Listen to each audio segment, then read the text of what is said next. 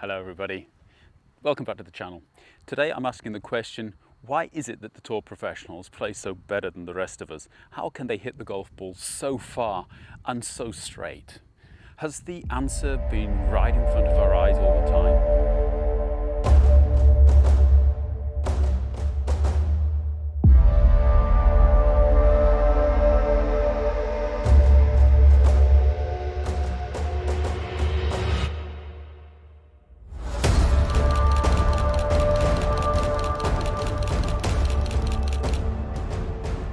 We've been watching tour professionals get into this position for years, and although we have seen it, I don't think we're still really clear about how they do it. And for an awful lot of us, it's just simply going to be out of our reach. Physiologically, we aren't going to be able to get there. But what I want to do today is show you some of the intricacies of this position, especially out of a camera angle that we don't see an awful lot. Usually I'll be talking to you straight on and not basically down the line. And what I want to do today is show you this kind of position and how the professionals' bodies are getting into this position in order to hit the ball. I think one of the things that we've all been fascinated with is the amount of hip rotation that a golf professional will actually have at the moment of impact. And we've always kind of put that down to their flexibility and thought of it really as adding to the speed of the swing rather than the stability of the swing. And it's really a combination of the hip and the shoulder position at impact which allows them to get their arms and hands where they are at impact, and maybe even more importantly shortly after impact, and that's what helps them control the club face through impact. And that is why they're able to hit the golf ball so straight. If you can hit the golf ball straight like a golf professional, then really all you have to work on is your speed and your power, and that's why they're spending so much time in the fitness centers and in the gyms nowadays to actually build that as well. But if you look at all of the top golfers down generations, irrespective of swing types, you're going to find this position again and again and again. And most certainly the modern day golf pros, and we're talking about Rory's and Dustin Johnsons and Justin Rose and all of these guys, they're just getting there every time. And the new upcoming golfers like Fleetwood have identified this, or rather their coaches have, and they are working as hard as they can to get that stability and to get this position as well. So what are we talking about? Well, first of all, it's just really about getting here. Now, this position looks quite simple to get to until you actually kind of take it apart. You've got to look at the kind of depth that I'm getting here with my trail shoulder in order to get there. And if you were to kind of get into my body now, to feel this kind of bow which I am creating in my spine. So nothing of straight backs. This is a real kind of tilting and twisting movement that I am doing with my spine in order to get there. We've been talking for years about keep your head down, but really you've got to get it even deeper, because by getting it deeper, you're going to first of all get your upper body into a position where it can move and hold the arms out in front of it through impact. And of course, to get this shoulder position, you've got to get the hip rotation going. So if you're struggling with hip rotation because of mobility issues, then that is most certainly a problem for you, because if you can't turn your hips, you won't be able to turn your shoulders as far. If you can't turn your shoulders as far, you're not going to be able to get your arms and hands into that position. You can even see a diagonal that kind of works in the body from the left hip to the right shoulder. If you can imagine, then the further that I can get that back and the deeper that I can get that back, the deeper I can get the right shoulder down.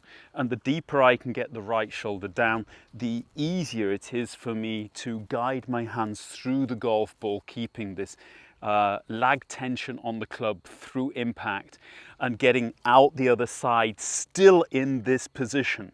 And that's some of the things most certainly by Dustin Johnson that you see is shortly after impact, he still has the shaft almost kind of vertical to the ground, his hands out there. The relationship between the lead arm and the club has not yet become a straight line, and the golf ball's gone. So for all of you out there who are trying to release the golf club like this, watch Dustin Johnson and you will see that there is not a slightest hint of a lower arm rotation at that point in his golf swing. That's all going to happen later.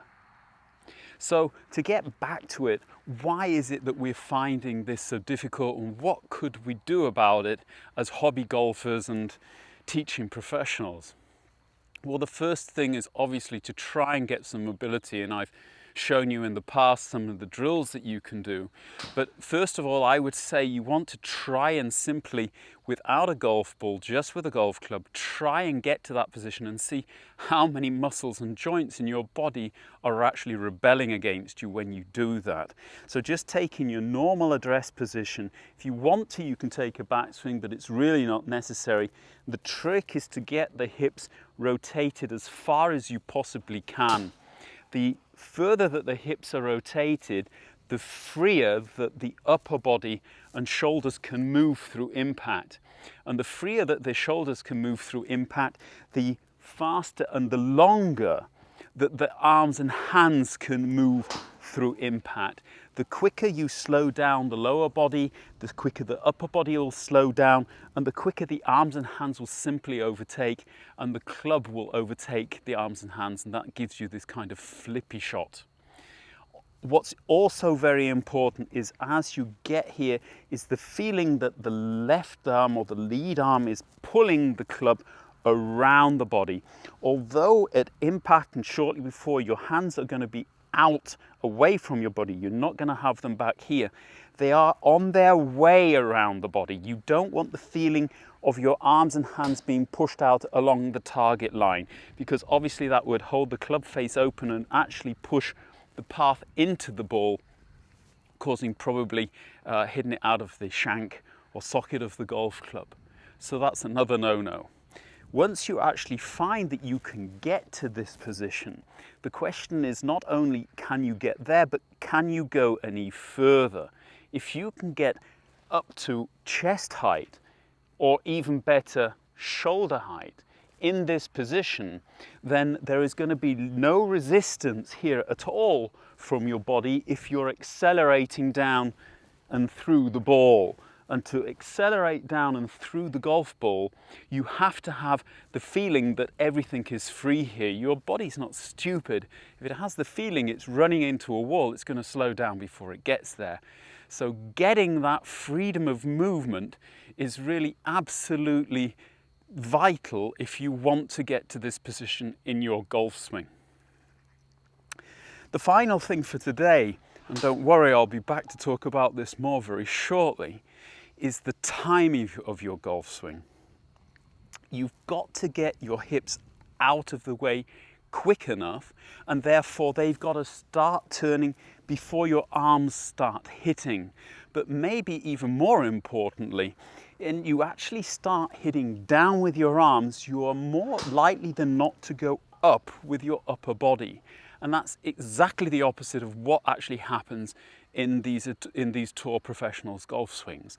What you will see from them is as the hips go back and rotate, the head comes down. And I think it's Jochen Niemann who you can actually see get such a massive bend in his upper spine. His head is almost a head lower than it was in the address position. And his hands are right out here ahead of his body in impact, which means that basically that important thing, club face, is being squared by his body, and it's being held square through impact for an extraordinary amount of time. Now, obviously we're not hitting a golf ball out here, but it really doesn't matter, because if you can keep the control over club face so long after impact, you've really got absolutely nothing to worry about down there on the fairway. Like I said, this is something I'm going to come back to. I want you to watch or look at these pictures and drill them into your psyche. Try and get a picture of yourself in that position. Try and press your body into that position.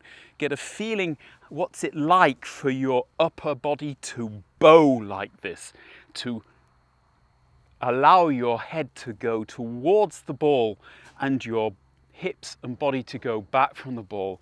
You've got to then try and start making shots without a ball, first of all, to convince yourself you're not going to start hitting everything fat, because obviously your brain is saying, are you kidding? If I go like this, I've got to hit into the ground. But because of the physiological working of moving down like this, you're going to hold this right elbow angle longer, you're going to pull the club around, and the real kind of straightening of the arms is going to be delayed, which means that despite this strange position of your upper body, you're not going to hit into the ground, and obviously it's going to take a lot of time to convince you that you're not going to hit into the ground. This is a total contradiction to the last thing I was talking about forgetting swing technique and things like that. But what I have seen on my channel, if nothing else, is you guys love technique, and that's what I'm going to give you over the next couple of weeks. Hope you liked it. If you did, smash that like button. Don't forget to subscribe to the channel. The little bell will give you notifications the next time I post a video. Look after yourselves at this difficult time. Keep healthy, and I'll see you soon.